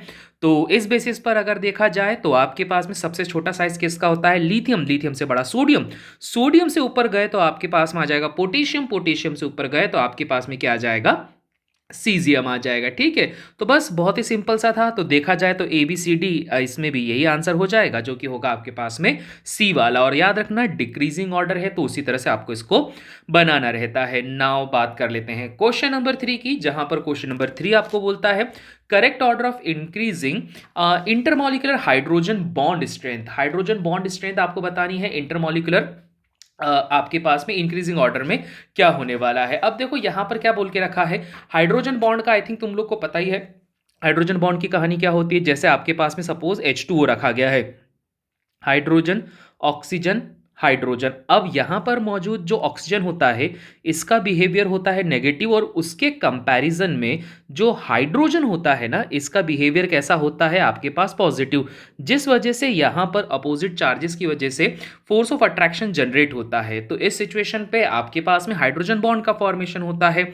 अब यहां पर इंटरमॉलिक्यूलर हाइड्रोजन बॉन्ड स्ट्रेंथ की बात की गई है, कैसे आपके पास में बॉन्ड स्ट्रेंथ रहेगी। तो भैया यहाँ पर इस तरह के क्वेश्चन को सॉल्व करने के लिए छोटा सा पॉइंट में यहाँ पर डिस्कस करूंगा आप लोगों से। वो पॉइंट आपके पास में ये रहने वाला है कि भाई जब कभी भी ऐसी सिचुएशन आती है इस सिचुएशन पे हाइड्रोजन बॉन्ड की क्या कहानी होती है जरा समझ लो। देखो हाइड्रोजन बॉन्ड आपके पास में कब ज्यादा स्ट्रांग बनता है, नंबर 1 अगर मैं बात करता हूं तो अगर जो इलेक्ट्रोनेगेटिविटी होती है, ठीक है, इसको मैं लिख देता हूं, जब कभी भी इलेक्ट्रोनेगेटिविटी का जो डिफरेंस होता है जब ये ज्यादा होता है तो स्ट्रॉन्ग हाइड्रोजन बॉन्ड बनेगा। दूसरी चीज होती है नंबर ऑफ हाइड्रोजन बॉन्डेड। ठीक है, कितने हाइड्रोजन आपके पास है बॉन्ड करके इंटरेक्ट कर रहे हैं एक दूसरे से, इस पर भी ये चीज डिपेंड होने वाली है। ठीक है तो अब आपके पास में कितना ही आसान सा हो गया है। सो अगर इन दोनों बातों पर जाएं तो हमारे पास में सही आंसर कौन सा हो जाएगा, हमारे पास में हो जाएगा सी वाला आंसर। ठीक है, अब देखो कैसे, अब आप बोलोगे sir number of hydrogen bonded तो मीथेन में ज्यादा है, और यहां पर देखो अमोनिया हाइड्रोजन साइनाइड में क्या है, हाइड्रोजन में सबसे कम है। तो देखो एक छोटी सी चीज और इन्वॉल्व करना कि number of hydrogen bonded interaction की कितना इंटरेक्ट कर पा रहे हैं। जैसे अगर आपके पास में मीथेन है तो मीथेन का लफड़ा यह है कि भैया चारों तरफ से अगर हाइड्रोजन भर दिए तो यहां पर किस तरह से ही आप इस बॉन्ड को आगे मेंटेन कर पाओगे, क्योंकि देखो हाइड्रोजन के साथ हाइड्रोजन तो अट्रैक्ट नहीं होगा ना, हाइड्रोजन को कोई दूसरा एलिमेंट चाहिए जो नेचर में कैसा हो, इलेक्ट्रोनेगेटिव हो। तो उस सिचुएशन पे ये कहानी होगी। अब जैसे आप अमोनिया लेते हो तो अमोनिया में नाइट्रोजन की नेगेटिविटी ज्यादा होती है, एक लॉन पेयर होता है, बाकी इसके पास में क्या होते हैं, 3 हाइड्रोजन होते हैं। तो इस कंडीशन पे सही आंसर कौन सा हो जाएगा आपके पास में, सी वाला। नाउ बात कर लेते हैं अपने पास अगले क्वेश्चन की, जो कि है क्वेश्चन नंबर 4, जिसमें बोलता है विच of the following pair of the species have the same bond order. ये आपको काफी ज्यादा देखने को मिल जाएगा जहां पर आप बॉन्ड ऑर्डर के रिगार्डिंग क्वेश्चन देखोगे। तो देखो इसके अंदर करना क्या है, जब कभी भी आपके पास में सेम बॉन्ड ऑर्डर की कहानी आती है तो सिंपल सी बात है, ध्यान रखो आपके पास में हर बार फॉर्मूला नहीं याद रखना है जो आप वो पढ़ते थे NB माइनस NA/2, वो नहीं याद रखना। आप सीधे सीधे क्या कर सकते हो, नंबर ऑफ इलेक्ट्रॉन को भी कैलकुलेट कर सकते हो। नंबर ऑफ इलेक्ट्रॉन जिसके पास भी सेम होंगे तो वो क्या हो जाएगा, सेम बॉन्ड ऑर्डर में अपने आप ही आ जाएगा। जैसे आप बात करते हो यहाँ पे सपोज आपके पास क्या दे के रखा हुआ है, साइनाइड दे के रखा हुआ है, तो Cn नेगेटिव। अब देखो कार्बन के पास में कितने इलेक्ट्रॉन होते हैं, कार्बन के पास होते हैं 6, नाइट्रोजन के पास होते हैं 7, प्लस 1 इलेक्ट्रॉन एक्स्ट्रा इसने लेकर रखा है तभी ये माइनस चार्ज आया, तो कितने हो गए 7 दूनी 14। अब यहां पर बात कर लेते हैं भाई साहब, यहां पर नाइट्रोजन है, नाइट्रोजन के पास होते हैं 7, ऑक्सीजन के पास होते हैं 8, परंतु प्लस चार्ज बता रहा है कि 1 इलेक्ट्रॉन निकल गया है, तो यहां पर कितने हो गए 14 इलेक्ट्रॉन्स। तो इसके पास में 14, इसके पास में 14, मतलब बॉन्ड ऑर्डर के आगे इसका सेम आ जाएगा। परंतु वहीं साइनाइड ग्रुप की बात करते हो तो कार्बन के पास में होते हैं 6, अभी निकाला था अपन ने, टोटल कितने हो गए यहाँ पे Cn नेगेटिव पे 14 इलेक्ट्रॉन हो जाएंगे, और अगर Cn पॉजिटिव बनाओगे तो 12 इलेक्ट्रॉन हो जाएंगे। ठीक है, करके देख लेना, ये 6 हो जाएंगे, ये 7 हो जाएंगे, 1 इलेक्ट्रॉन आप ऑलरेडी निकाल चुके हो, तो इस वजह से क्या हो जाएंगे 12 इलेक्ट्रॉन, तो ये आंसर नहीं रहेगा। यहां पर बात करते हो 8 दूनी 16, और आपके पास में 1 इलेक्ट्रॉन लिया तो ये हो गया 17 इलेक्ट्रॉन। Cn नेगेटिव में पता है 14 होते हैं। NO पॉजिटिव की अगर आप बात करते हो तो नाइट्रोजन के पास होते हैं 7, ऑक्सीजन के पास होते हैं 8, एक ऑलरेडी निकाल चुका है तो ये हो जाएगा 14। Cn पॉजिटिव होता है 12। तो भैया जहां पर भी आप लोगों को सिर्फ इतना ध्यान रखना है कि नंबर ऑफ इलेक्ट्रॉन अगर सेम हो गए तो वहां उस सिचुएशन पे आपका बॉन्ड ऑर्डर भी सेम हो जाएगा। बस इतना ध्यान रख लेना, तुम्हारा काम बन जाएगा भैया, इससे ज्यादा कुछ नहीं करना पड़ेगा अपने को। नाउ बात कर लेते हैं क्वेश्चन नंबर 5 की। क्वेश्चन नंबर 5 बोलता है amongst the following the number of molecule या molecules have net resultant dipole movement is. ठीक है, अब यहां पर ये वाला क्वेश्चन है बहुत ही बढ़िया क्वेश्चन, क्योंकि यहां पर डाइपोल मूवमेंट आ गया है।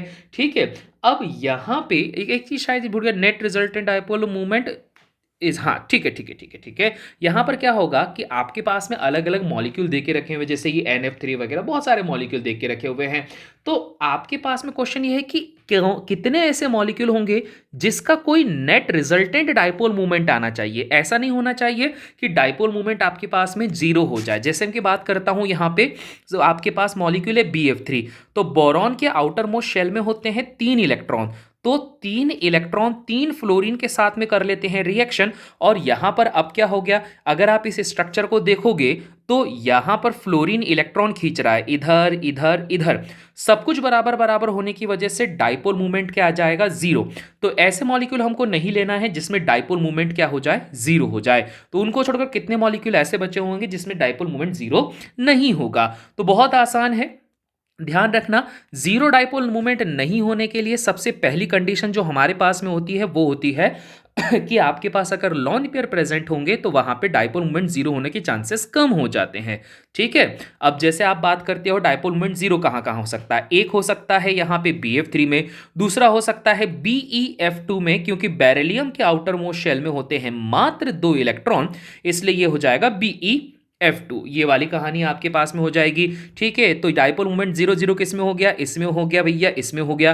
फिर आप बात करते हो सिलिकॉन के साथ में 4 फ्लोरीन जोड़ के रखे हुए, तो सिलिकॉन भी कार्बन ग्रुप का होता है, 4 फ्लोरीन मतलब 4 कोनों से बराबर बराबर डायरेक्शन में फोर्स लग रहा है, डाइपोल मूवमेंट अगेन जीरो, इसको भी हटा दो। एक कार्बन के आउटर मोस्ट शेल में 4 इलेक्ट्रॉन 4 क्लोरीन, तो क्या होगा, ये SiF4 जैसा ही बन जाएगा। PF5 फॉस्फोरस के आउटर मोस्ट शेल में 5 इलेक्ट्रॉन होते हैं, 5 फ्लोरीन, उसको बराबर बराबर फोर्स लगा के इसको भी क्या कर देंगे, हटा देंगे। ठीक है, तो कितने हो गए हमारे पास में, मात्र 1, 2 और 3। अब इसकी कहानी क्या है, जैसे NF3 बनाते हो तो क्या हो गया, lone pair fluorine fluorine fluorine, dipole movement zero नहीं हो सकता है क्योंकि ये एक दूसरे को काउंटर नहीं कर रहे हैं, काउंटर करके कैंसल आउट नहीं कर रहे हैं। उसी तरह से अगर मैं बात करता हूं यहां पे CHCl3 की, तो कार्बन के साथ में एक हाइड्रोजन है जबकि 3 क्लोरीन है। उसके अलावा बात करता हूं हाइड्रोजन सल्फाइड की, सल्फर के आउटर मोस्ट शेल में क्या हो रहा है, यहां पे 2 लॉन पेयर हैं और 2 हाइड्रोजन है, तो ये 3 ऐसे एलिमेंट होंगे जहां पे डाइपोल मूवमेंट आपके पास में जीरो नहीं होगा। तो बस सिंपल है फिफ्थ वाला क्वेश्चन भी। नाउ सिक्स्थ वाले क्वेश्चन पे आते हैं। देखो इस चैप्टर में से प्रीवियस ईयर के ही क्वेश्चन मैक्सिमम आपको मैं करवा रहा हूं, दैट्स इट। अब देखो जैसा आपके पास में ये क्वेश्चन था ना 30 जून 2022 को सेट नंबर 1 में पूछा गया, ये ध्यान रखो, NF3 BF3 BeF2 दिस। अब देखो 25 जून 2022 को सेकंड सेट में पूछा गया सेम क्वेश्चन, और मॉलिक्यूल देख रहे हो यहां पे BeF2 BF3 H2O NH3 CCl4 HCl, the number of molecules with non zero net dipole movement. Same वही का वही क्वेश्चन रिपीट हुआ है, कुछ नए मॉलिक्यूल जोड़ दिए जैसे H2O, परंतु ये H2O कैसा है, यहां पर ये S2H जैसा है, CCl4 वही है, NH3 अभी नया जोड़ के रखा है, परंतु यहां पर NH3 का काउंटर करने के लिए कुछ है क्या, NH3 का काउंटर करने के लिए ये देखो NF3। फिर उसके अलावा देखो आपके पास में HCl है, तो यहां पर बायोमोलिक्यूल 2 डायटोमिक नहीं थे ना, हाँ बस एक ही नया एलिमेंट आया HCl, बाकी सब के सब वैसे के वैसे ही हैं, कुछ भी 1% का फर्क नहीं आया है। अब देखो कर सकते हो, बहुत ही आसान है, किसके डाइपोल मूवमेंट यहां पे जीरो नहीं होंगे, तो सबसे पहला जो डाइपोल मूवमेंट जीरो नहीं होगा वो तो होगा आपके पास में जैसा वहां पर S2H था तो वैसे ही आपके पास में H2O। दूसरा आपके पास में क्या हो जाएगा, अमोनिया, जैसे वहां पर NF3 था तो यहां आ जाएगा आपके पास में NH3। और तीसरा होता है हमारे पास में हाइड्रोजन क्लोराइड। अब जो लफड़ा बैठता है ना वो इस हाइड्रोजन क्लोराइड में बैठता है, क्योंकि आप में से कई सारे लोग ऐसे हैं जो 101% हाइड्रोजन क्लोराइड को डाइपोल मूवमेंट जीरो लगा के आओगे, परंतु याद रखना मेरे भाई हाइड्रोजन क्लोराइड का डाइपोल मूवमेंट जीरो नहीं होता है। अगर तुमने लिख दिया ना तो ये एक क्वेश्चन ही तुम्हारे को क्या कर देगा, भयंकर गलती करवा देगा, तो इस वजह से ये चीज का थोड़ा सा ध्यान रखना है। तो हाइड्रोजन क्लोराइड का भी डाइपोल मूवमेंट जीरो नहीं होता है। तो टोटल कितने हो गए आपके पास, 3, पहले भी 3 इधर भी 3। ठीक है, अब अगला क्वेश्चन है क्वेश्चन नंबर 7th वाला, जहां पर बोल के रखा है dipole movement of CCl4 CHCl3 CH4 are in the order of. अब देखो मीथेन का CH4 का डाइपोल मूवमेंट हमने देख के रखा हुआ था, जीरो होता है। CCl4 का डाइपोल मूवमेंट भी क्या होता है, जीरो, क्योंकि कार्बन के 4 हाथ हैं, चारों हाथों पर अगर बराबर एलिमेंट जुड़े हुए रहेंगे तो सब एक दूसरे को खींच तान करके क्या कर देंगे, कैंसिल कर देंगे। अगर CHCl3 की बात करेंगे ऑब्वियस बात है इसका डाइपोल मूवमेंट ज्यादा होगा, कितना ज्यादा होगा, ऑब्वियस बात है ग्रेटर देन क्या हो जाएगा आपके पास में 1 ही हो जाएगा। तो अगर मैं इसकी बात करता हूं तो सही आंसर अगर आपके पास में, आपको देख के पता चल रहा है यार, 7th वाले की बात करते हो तो 7th वाले पे कौन सा आंसर आ रहा है भैया, 7th वाले पे साफ साफ दिखाई दे रहा है डी वाला आंसर आ रहा है। ठीक है, इजी है ना। अब उसके बाद में इसलिए मैंने बोला था कि जब क्वेश्चन करोगे तब ज्यादा आसानी से इस चीज को कैच कर पाओगे कि डाइपोल मूवमेंट को किस तरह से सॉल्व किया जाए। नाउ क्वेश्चन नंबर 8th वाले की बात कर लेते हैं। तो भैया क्वेश्चन नंबर 8 यहां पर ये बोल रहा है कि number of lawn pairs of electrons in the central atom of sulphur के साथ 2 क्लोरीन है, ऑक्सीजन का O3 है, ClF3 और SF6 रिस्पेक्टिवली दे के रखा हुआ है। तो ये कैलकुलेशन वाला क्वेश्चन है। अगर आपको कैलकुलेट करना आता है या फिर आपको पीरियोडिक टेबल याद है तो ये इजीली सॉल्व हो जाएगा। जैसे अगर सबसे पहले मैं सल्फर को लेकर चलता हूं तो भैया सल्फर के आउटर मोस्ट शेल में 6 इलेक्ट्रॉन होते हैं, 2 फ्लोरीन बना दिए तो 2 लॉन पेयर हो गई। ठीक है, और लॉन पेयर ही पूछ के रखा है। लॉन पेयर वो होती है जो केमिकल बॉन्ड बनाने में या कोवलेंट बॉन्ड बनाने में पार्टिसिपेट नहीं करता है। तो SF2 बनाया, ये आ गया। दूसरा वाला क्या है आपके पास में, O3 है। O3 क्या होता है आपके पास में, ozone, oxygen, this this and this. इसके पास में क्या होता है, सिर्फ एक ही लॉन पेयर होती है। सेंट्रल एटम का बोला इसलिए इसका ले रहा हूं, इसको और इसको यहां पर इन्वॉल्व नहीं करवा रहा हूं ना। अगला आता है आपके पास में ClF3। क्लोरीन के आउटर मोस्ट शेल में टोटल होते हैं 6 इलेक्ट्रॉन, और सॉरी 7 इलेक्ट्रॉन होते हैं, जिसमें से 3 तो फ्लोरीन ने यूज कर लिए। तो फ्लोरीन फ्लोरीन फ्लोरीन 7 में से 3 गए, बच गए कितने आपके पास में 4। तो ये हो गए 2 लॉन पेयर। लास्ट में है SF6। सल्फर के आउटर मोस्ट शेल में 6 इलेक्ट्रॉन होते हैं और 6 के 6 फ्लोरीन ने क्या कर दिया, यहां पर भर के रख दिए। तो अगर फ्लोरीन ने 6 के 6 यहां पर भर के रख दिए तो भैया SF6 में कोई भी लॉन पेयर नहीं होती है। तो क्या आंसर आ जाएगा, 2 1 2 और 0। 2 1 2 0 कहां पर आया है, बी वाला ऑप्शन में। तो 8 का हो गया बी वाला आंसर। नाउ 9th वाले क्वेश्चन पे आ जाओ फटाफट फुर्ती से कि consider the PF5 BrF5 PCl3। अलग अलग मॉलिक्यूल आपको दे के रखे गए हैं अमंग्स द अबव मॉलिक्यूल या आयंस। ठीक है, एक भी हो सकता है, एक से ज्यादा भी हो सकते हैं। तो द नंबर ऑफ मॉलिक्यूल्स और ions are sp3 due to hybridization. अब ये बोल के रखा है कि किस किस के अंदर sp3d2 हाइब्रिडाइजेशन यहां पे प्रेजेंट होगा। तो देखो sp3d2 के अंदर टोटल कितनी क्वांटिटी है, 3 2 5 और एक 6। तो हम लोगों को सिर्फ एक पॉइंट पर फोकस करना है कि जितने भी मॉलिक्यूल्स हैं अगर इनका स्टेरिक नंबर 6 आ रहा है तो यहां पे इनका जो हाइब्रिडाइजेशन होगा वो क्या हो जाएगा, sp3d2 हो जाएगा। और स्टेरिक नंबर निकालना सिखाया था मैंने ना। स्टेरिक नंबर क्या होता है, स्टेरिक नंबर होता है number of lone pair plus number of sigma bonds. बस इतनी सी कहानी है। अब फॉस्फोरस के साथ में अगर PF5 बनाते हो तो फॉस्फोरस ने 5 सिग्मा बॉन्ड बनाए 5 फ्लोरीन के साथ, तो इसके पास 5 सिग्मा। ब्रोमीन के साथ आप जब कभी बात करोगे तो भैया आउटर मोस्ट शेल में 7 इलेक्ट्रॉन, तो 5 सिग्मा और 1 लॉन पेयर। तो ठीक है, तो 5 सिग्मा 1 लॉन पेयर, टोटल कितना आंसर आ गया, 6। तो ये इस तरह से आपके पास में निकालना होता है। तो sp3d2 हाइब्रिडाइजेशन, PCl3 में भी ऐसे ही निकालना है, SF6 सभी में इसी तरह से निकालना है। मैं फाइनली आंसर बता देता हूं कि किस किस में आपके पास में sp3d2 हाइब्रिडाइजेशन आ रहा है। PCl3 में नहीं आएगा, PCl3 में होगा sp3 हाइब्रिडाइजेशन। SF6 जब आप सॉल्व करोगे तो यहां पर भी आपके पास टोटल आएगा steric number 6। ICl4 negative solve करोगे स्टेरिक नंबर आएगा 6। ClF3 सॉल्व करोगे तो स्टेरिक नंबर आएगा आपके पास में 3 और एक हो जाएगा 4, 5 आ जाएगा। IF5 को सॉल्व करोगे अगेन स्टेरिक नंबर कितना आ जाएगा, 6। तो 1 2 3 4, तो यहां पर आप आंसर क्या दोगे, 4 ऐसे ग्रुप है जिसका हाइब्रिडाइजेशन sp3d2 आने वाला है। ठीक है भैया, question number 9 done. Question number 10 पर आते हैं। The hybridization of p exhibited in PF5। Phosphorus का हाइब्रिडाइजेशन आपको बताना है। ठीक है, इन SPX, अच्छा फॉस्फोरस का नहीं बोलना, मतलब P वाले का बताना है कि P का हाइब्रिडाइजेशन कितना होगा। अगर ये हाइब्रिडाइजेशन SPX dy होता तो PF5 है। अभी थोड़ी देर पहले निकाला था हम लोगों ने PF5 निकाला है क्या, ये देखो 5 सिग्मा और एक क्या है यहाँ पे लॉन पेयर है। तो जब कभी भी आप, अच्छा ये तो निकालना आ गया, सीधी सीधी स्टेरिक नंबर निकालना और कुछ नहीं। तो स्टेरिक नंबर कितना आ रहा था, स्टेरिक नंबर आ रहा था 5, तो 5 होता है sp3d2। ठीक है, sp3d। ठीक है, 3 ये, एक 4 और एक ये 5। तो p की वैल्यू कितनी आ रही है, यहां पर 3 आ रही है। लो भैया, कितना ही आसान सा आपके पास में ये दे के रखा गया है।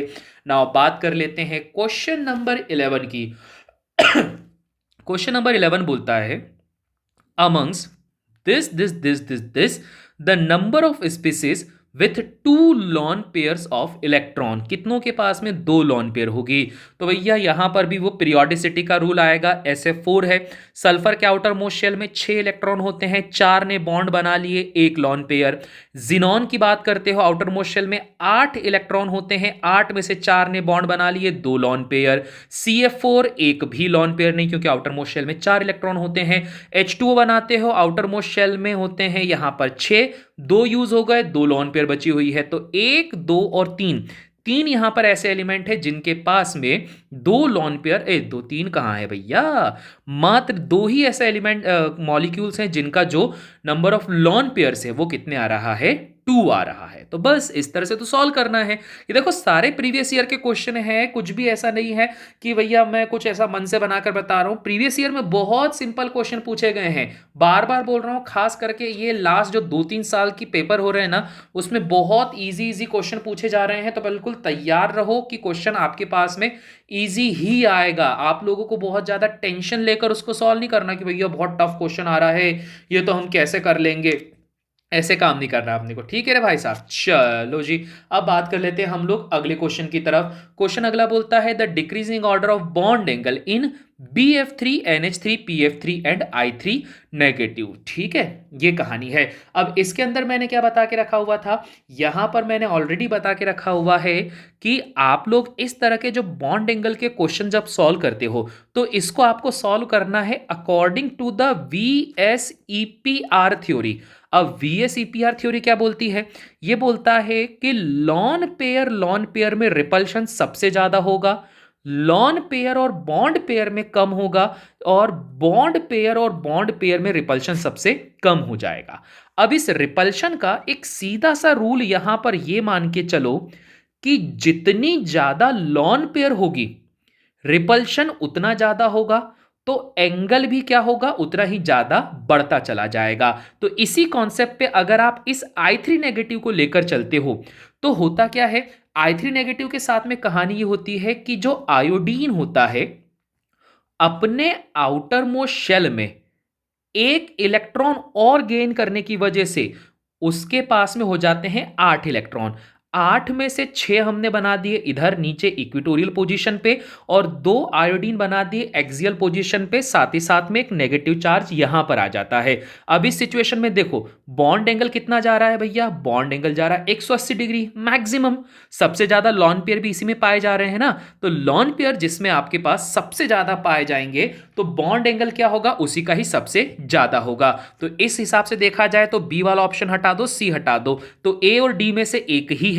अगर मैं बात करता हूं यहां पर BF3 और NH3 की बात करता हूं, अब देखो भैया यहां पे अगर आप BF3 की बात करते हो तो BF3 के साथ में क्या लफड़ा बैठ रहा है सर, BF3 के साथ में लफड़ा ये बैठ रहा है कि बोरॉन के आउटर मोस्ट शेल में एक भी इलेक्ट्रॉन नहीं, सॉरी 3 इलेक्ट्रॉन है पर लॉन पेयर एक भी नहीं बची है। तो ये तीनों आपके पास आ गए बराबर बराबर डिस्टेंस पे, 120 डिग्री के एंगल पे ये ट्राइगोनल प्लानर बनाएंगे। वहीं अगर आप अमोनिया की बात करते हो तो अमोनिया के साथ में क्या हो जाएगा, ये एक पिरामिड बना देंगे। ठीक है, और इसका एंगल ऑब्वियस बात है 109 पॉइंट समथिंग 109 डिग्री करीब रहता है, 0.828 जो रहता है वो छोड़ो, आप अपना लगभग 109 मान के चलो। तो ऑब्वियस बात है यहां पर क्या हो गया, लॉन पेयर की प्रेजेंस ने यहां पर रिपल्शन बढ़ा दिया, तो एंगल के साथ ये खेल हो गया। तो इस वजह से सही आंसर क्या हो जाएगा, सही आंसर हो जाएगा आपके पास में ए वाला कि I3 नेगेटिव का यहां पे बॉन्ड एंगल सबसे ज्यादा होता है, और उसके बाद में PF3 का जो बॉन्ड एंगल होगा वो क्या हो जाएगा आपके पास में सबसे कम हो जाएगा, बिकॉज वही लॉन पेयर की प्रेजेंस हमारे पास में ये वाली घटना कर देती है। नाउ आगे बढ़ते हैं अगले क्वेश्चन की तरफ जो आपको 13 अप्रैल 2017 में पूछ के रखा हुआ है। sp3d2 hybridization is not displayed by, sp3d2 कब मिलेगा, जब स्टेरिक नंबर की वैल्यू कितनी हो जाए, 6 हो जाए। तो आपको सिर्फ यही तो काउंट करना है, ठीक है, और कुछ भी एक्स्ट्रा काम नहीं करना है।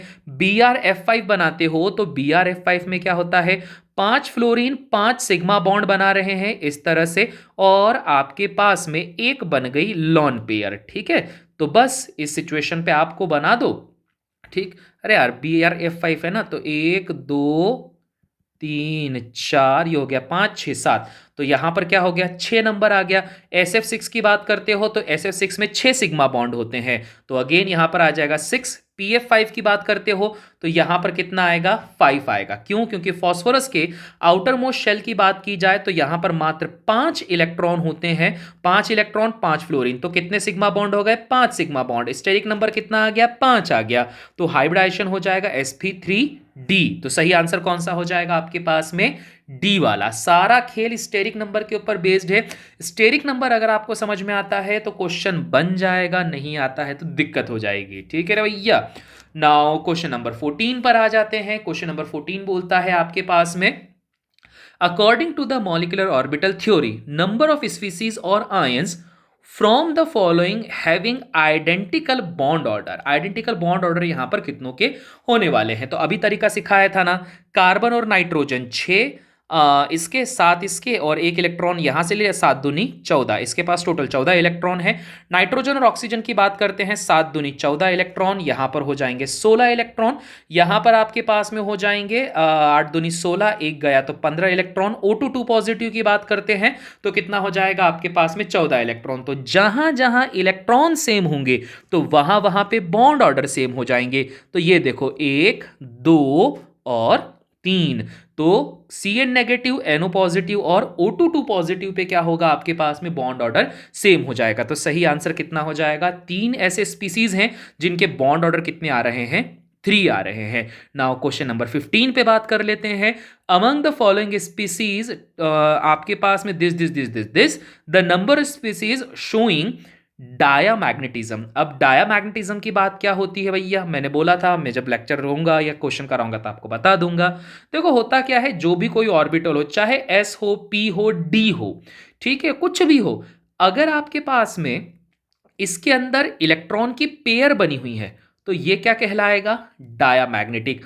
परंतु अगर आपके पास में हाफ फील्ड ऑर्बिटल होते हैं तो ये क्या कहलाएगा, पैरामैग्नेटिक। तो बस इतनी सी कहानी है, डाया और पैरा, ये सिचुएशन आपके पास में देके रखी गई है और बस इस सिचुएशन पे ही आपको क्या करना रहता है, इसको सॉल्व करना रहता है। डायरेक्ट आंसर बता देता हूं भैया, यहां पर आपको पूरा एमओटी का थोड़ा सा लंबा सा वो रखना पड़ेगा वैल्यू, बट अगर सिंपल सी बात करता हूं तो इसके अंदर ये बोल के रखा हुआ था the number of species showing diamagnetics, कितने आपके पास में डायामैग्नेटिक शो कर रहे हैं। तो भैया nitrogen with bond order 3 show करता है आपके पास में डायामैग्नेटिज्म। इसके अलावा अगर मैं बात करता हूं तो दूसरा डायामैग्नेटिज्म शो करता है O2 नेगेटिव, ठीक है, ध्यान रखना O2 नेगेटिव भी डायामैग्नेटिज्म शो करता है। तो 2 ग्रुप हैं या 2 एलिमेंट हैं या 2 स्पीसीज हैं जो कि आपके पास में क्या करता है, डायामैग्नेटिज्म को शो करता है। नाउ क्वेश्चन नंबर 16, ये आपके पास में देके रखा हुआ है, correct order, increasing order for the correct option is, ये आपके पास में देके रखा गया है। अब ये वाला भी आपके पास में सेम वैसे ही बॉन्डिंग एंटी बॉन्डिंग के तहत आप इसको सॉल्व करते हो तो आपके पास में इसका आंसर आ जाएगा। आप लोगों को डायरेक्ट इसका बता देता हूं, आंसर जो सही है वो क्या है आपके पास में, ए वाला आ जाएगा। O2 का तो पता ही है ना, बॉन्ड ऑर्डर कितना होता है आपके पास में, 2 होता है। उसके अलावा अगर मैं O2 पॉजिटिव की बात करता हूं तो ये होता है आपके पास में 2.5। फिर अगर आप बात करते हो O2 नेगेटिव की तो बॉन्ड ऑर्डर होता है 1.5 और O2 पॉजिटिव का जो बॉन्ड ऑर्डर होता है वो हो जाएगा आपके पास में 1। तो सही आंसर होगा ए वाला। नाउ क्वेश्चन नंबर 17 पर बढ़ जाते हैं। क्वेश्चन नंबर 17 ये बोलता है, bonding in which of the following diatomic molecules becomes stronger on the basis of molecular orbital theory by removing an electron। Molecular orbital theory के बेसिस पर अगर आप यहां पर एक एक इलेक्ट्रॉन को बाहर निकाल देते हो तो आपको बताना है कि इसके अंदर जो आपके पास में कौन स्ट्रांग होगा। तो अब देखो बॉन्ड स्ट्रांग होने से क्या मतलब होता है, ध्यान रखना, बॉन्ड ऑर्डर जो होता है वो डायरेक्टली प्रोपोर्शनल होता है स्टेबिलिटी के, ठीक है भाई साहब, या बोला जाए बॉन्ड स्ट्रेंथ की, एक ही बात, स्टेबिलिटी बोल दो या फिर आप बोल दो इसको बॉन्ड स्ट्रेंथ, एक ही बात है। मतलब ट्रिपल बॉन्ड जहां पर होगा उसकी बॉन्ड स्ट्रेंथ सबसे ज्यादा है, डबल बॉन्ड की उससे कम, और सबसे कम बॉन्ड स्ट्रेंथ किसकी होगी आपके पास में, सिंगल बॉन्ड की होगी। सिंपल, नाइट्रोजन का बॉन्ड ऑर्डर 3 होता है, तो ऑब्वियस बात है सर, यहाँ पे इसकी बॉन्ड स्ट्रेंथ आपके पास ज़्यादा होगी। ऑक्सीजन का देख के रखा हुआ है, क्या होगा आपके पास में 2 हो जाएगा। ठीक है भैया जी। इसके अलावा अगर आप बात करते हो आपके पास में कम ज़्यादा कम के पूछ के रखा कि bonding which of the following atomic molecule stronger, है ना, on the basis of molecular by removal of an electron. अब ये भी ध्यान रखना, एक इलेक्ट्रॉन को बाहर निकालने के बाद की बात की गई है। ऐसा नहीं कि इलेक्ट्रॉन को लगे रहने देना है उसके बाद में ये करना, नहीं भैया, इलेक्ट्रॉन को निकालने के बाद की घटना बता के रखी हुई है। तो अगर ऐसी सिचुएशन होती है तो थोड़ा सा काम आपके पास में लंबा चले जाएगा, पर सॉल्व करके देख लोगे तो एक्चुअली में देखो होता क्या है। नाइट्रोजन का भी बॉन्ड ऑर्डर 3 है, क्यों? क्योंकि इसके पास में टोटल कितने इलेक्ट्रॉन थे? 14 इलेक्ट्रॉन। ऑक्सीजन का बॉन्ड ऑर्डर 2 है, क्योंकि इसके पास कितने थे? 16 इलेक्ट्रॉन थे। नाइट्रिक ऑक्साइड की जब कभी भी बात की जाती है तो ऑक्सीजन आपके पास में देखो बॉन्ड ऑर्डर स्टेबल सबसे स्ट्रॉन्ग कब होता है? जब 14 इलेक्ट्रॉन होंगे तो बॉन्ड ऑर्डर होता है 3। 3 का मतलब होता है ट्रिपल बॉन्ड। तो मैं ये खोज रहा हूं, मैं ढूंढ रहा हूं 14 इलेक्ट्रॉन वाला सिस्टम कौन सा है। तो पहले वाले में देखो, अगर NO, तो NO में कितने हैं? 7 + 8 कितने हो गए? 15। पर एक इलेक्ट्रॉन निकालना है तो कितने हो गए? 14 इलेक्ट्रॉन। तो ए वाला तो कंफर्म है। नाइट्रोजन के पास 14 थे, 13 कर दोगे तो बॉन्ड ऑर्डर गिर जाएगा। 16 थे, एक निकाल दिया तो बॉन्ड ऑर्डर गिर जाएगा। फिर उसी तरह से आप बात करते हो यहाँ पे C2 की, तो C2 तो ऑप्शन में नहीं आता है। 12 इलेक्ट्रॉन है, 2 को कर दोगे। फिर आपके पास में क्या आ जाएगा? बोरॉन आ जाएगा। तो बोरॉन के रिगार्डिंग अगर आप बात करोगे तो बोरॉन के रिगार्डिंग, अरे यहाँ पर मैंने क्या कर दिया, यहाँ पर O22, हाँ ठीक है, सही है सही है। यहाँ पर अगर आप बोरॉन की बात करते हो तो बोरॉन के पास कितने इलेक्ट्रॉन होते हैं? 5 इलेक्ट्रॉन होते हैं। तो यहाँ पर ये भी आपके पास में पॉसिबल नहीं हो पाता है। तो सही सही आंसर कौन सा हो जाएगा? देखो सबसे ज़्यादा तो होगा बॉन्ड ऑर्डर किसका? नाइट्रिक ऑक्साइड का। फिर अगले नंबर पर कौन आएगा? ऑक्सीजन आ जाएगा। कोई भी इसके पास में नहीं आने वाला है। तो सही आंसर क्या हो जाएगा? A and C only. Now question number 18 पर आओ, जहां पर क्वेश्चन बोल के रखा है correct order of bonding order of this this this this this respectively, वही बता के रखा हुआ है। अभी थोड़ी देर पहले आप लोग को सॉल्व करना सिखाया, ट्रिक्स भी मैंने बता के रखी गई है, सिंपल सा सॉल्व करना और कुछ भी नहीं है। सॉल्व करोगे, सही आंसर कौन सा हो जाएगा? बी वाला। क्यों? क्योंकि देखो कार्बन के पास में कितने इलेक्ट्रॉन होते हैं? 12 इलेक्ट्रॉन होते हैं, पर 2 नेगेटिव होने की वजह से 2 इलेक्ट्रॉन और मिल गए। बॉन्ड ऑर्डर कितने इलेक्ट्रॉन हो गए? 14। बॉन्ड ऑर्डर कितने पर आ गए? 3 आ गए। नाइट्रोजन इस बार उससे कम हो गया, क्योंकि नाइट्रोजन होता है 14 पर 2 इलेक्ट्रॉन मिल गए, तो कितना हो गया? 16 इलेक्ट्रॉन का सिस्टम। O2 नेगेटिव की बात करते हो तो यहां पे आपके पास में कितना हो जाएगा? 8 दूनी 16, 17, 18 इलेक्ट्रॉन। 18 इलेक्ट्रॉन जरूर है, पर इलेक्ट्रॉनों की संख्या बढ़ने से बॉन्ड ऑर्डर घटता जाता है। तो बस ये वाली कहानी दे के रखी है, तो इसी वजह से बी वाला आंसर है। नाउ बात कर लेते हैं क्वेश्चन नंबर 19। अगेन 25 जुलाई 2021 को एक सीक्वेंशियल क्वेश्चन पूछ के रखा हुआ है। क्वेश्चन नंबर 19 आप लोग को ये बोलता है कि in the following correct bond order sequence is, इसके अंदर जो सही वाला बॉन्ड ऑर्डर का सीक्वेंस होगा वो कौन सा होने वाला है। चलिए भैया देख लेते हैं। अरे यार ये तो अब भी करके रखा हुआ है और कुछ भी नहीं है यार, भी करे हुए सारे क्वेश्चन अभी करके रखे हुए हैं। तो करेक्ट बॉन्ड ऑर्डर सीक्वेंस की बात करते हो O2 का बॉन्ड ऑर्डर होता है आपके पास में 2, O2 पॉजिटिव का बॉन्ड ऑर्डर होता है 2.5, O2 नेगेटिव का बॉन्ड ऑर्डर होता है 1.5 और O2 2 नेगेटिव का जो बॉन्ड ऑर्डर होता है वो कितना होता है? 1.0। इस हिसाब से देखोगे तो सही आंसर कौन सा आ जाएगा आपके पास में? सी वाला। नाउ बात कर लेते हैं क्वेश्चन नंबर 20 की। On the species this 4 species दे के रखे हुए हैं। The one with the minimum bond strength, सबसे कम बॉन्ड स्ट्रेंथ किसकी होगी? ठीक है भाई साहब, तो आई थिंक ये भी अब तुम लोग को क्लियर हो जाएगा, जिसके पास सबसे कम इलेक्ट्रॉन होंगे। तो इसका सही आंसर मैं डायरेक्ट बता देता हूं भैया, इसका सही आंसर है डी वाला। ठीक है, इसका सही आंसर कौन सा हो जाएगा? डी वाला हो जाएगा। क्यों? क्योंकि NO नेगेटिव का जो बॉन्ड ऑर्डर निकल कर आएगा वो 2 निकल कर आएगा। इसके अलावा जितने भी रहेंगे, जैसे इसका बॉन्ड ऑर्डर 3 आता है, इसका 2.5, इसका 2.5 आता है, तो सही आंसर कौन सा है? डी वाला। नाउ क्वेश्चन नंबर 21 पर आ जाते हैं। अमंग द फॉलोइंग मॉलिक्यूल्स या ions which one is the diamagnetic and has the strongest bond length? ठीक है, बॉन्ड स्ट्रेंथ होगा, मैंने शायद गलत लिख दिया है, स्ट्रॉन्गेस्ट बॉन्ड स्ट्रेंथ होगा। ठीक है, तो भैया इसके अंदर आपके पास में क्वेश्चन नंबर 21 पर आते हैं। अच्छा बॉन्ड स्ट्रेंथ नहीं, बॉन्ड लेंथ ही है, तो ध्यान रखना बॉन्ड लेंथ इनवर्सली प्रोपोर्शनल होता है किसके? बॉन्ड ऑर्डर के। ठीक है, शॉर्टेस्ट है, शॉर्टेस्ट है। तो आपके पास में बॉन्ड लेंथ जितनी छोटी होगी बॉन्ड ऑर्डर क्या होगा उतना ही ज्यादा हो जाएगा। सबसे ज्यादा बॉन्ड ऑर्डर अब भी निकाला था, इन सभी को मैं बार बार कर रहा हूं। कार्बन के पास होते हैं C2 के पास 12 इलेक्ट्रॉन, 2 इलेक्ट्रॉन और मिल गए 14 इलेक्ट्रॉन, 14 इलेक्ट्रॉन पे बॉन्ड ऑर्डर 3। तो जिसका बॉन्ड ऑर्डर सबसे ज्यादा होगा उसकी बॉन्ड लेंथ सबसे कम होगी। तो सही आंसर कौन सा हो जाएगा? डी वाला। फटाफट से 4 क्वेश्चन और बचे हुए हैं।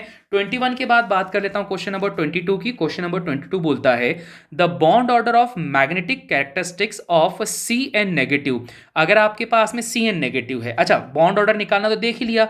तो कार्बन के पास होते हैं 6 इलेक्ट्रॉन, नाइट्रोजन के पास होते हैं 7 इलेक्ट्रॉन, 1 इलेक्ट्रॉन और गेन कर लिया है। तो 7 दूनी हो गए, यहां पर कितने? 14 इलेक्ट्रॉन। 14 इलेक्ट्रॉन का सिस्टम हम लोग ऑलरेडी पढ़ चुके हैं। तो 14 इलेक्ट्रॉन के सिस्टम पे बॉन्ड ऑर्डर कितना आता है? 3 आता है। तो बस आंसर कौन सा हो गया हमारे पास में? बी वाला। तो हर बार आपको इतना ही करना है, कुछ एक्स्ट्रा काम नहीं है, इससे क्वेश्चन सॉल्व हो जाएगा। क्वेश्चन नंबर 23 पर आ जाते हैं। 23, 24, 25 25 क्वेश्चन का सेट बना के रखा हुआ था। 25 क्वेश्चन आपके पास में बहुत इजी से और इसी तरह के रिपीटेटिव क्वेश्चन पूछे जाते हैं। The correct order of bond dissociation energy among the nitrogen oxygen O2 negative is shown in which the following arrangement. ठीक है, कौन से अरेंजमेंट में सबसे सही होगा? क्या पढ़ के रखा हुआ था? बॉन्ड डिसोसिएशन एनर्जी मतलब बॉन्ड को तोड़ने की एनर्जी। अब देखो क्या होगा कि अगर आपके पास में बॉन्ड डिसोसिएशन एनर्जी ज्यादा है तो इसका मतलब जो बॉन्ड की स्ट्रेंथ है वो भी ज्यादा है। और बॉन्ड की स्ट्रेंथ जब ज्यादा होती है तो उस समय पे बॉन्ड ऑर्डर भी क्या होता है? ज्यादा होता है। तो मुझे पकड़ना है ऐसा ग्रुप जिसकी बॉन्ड ऑर्डर सबसे ज्यादा होता है। तो इन तीनों में सबसे ज्यादा बॉन्ड ऑर्डर किसका होता है? नाइट्रोजन का, जो कि होता है 3। उसके बाद में अगर मैं बात करता हूं ऑक्सीजन की तो बॉन्ड ऑर्डर कितना होता है? 2। और लास्ट में आपके पास में हो गया O2 नेगेटिव जिसका बॉन्ड ऑर्डर कितना होता है? 1.5 हो जाता है।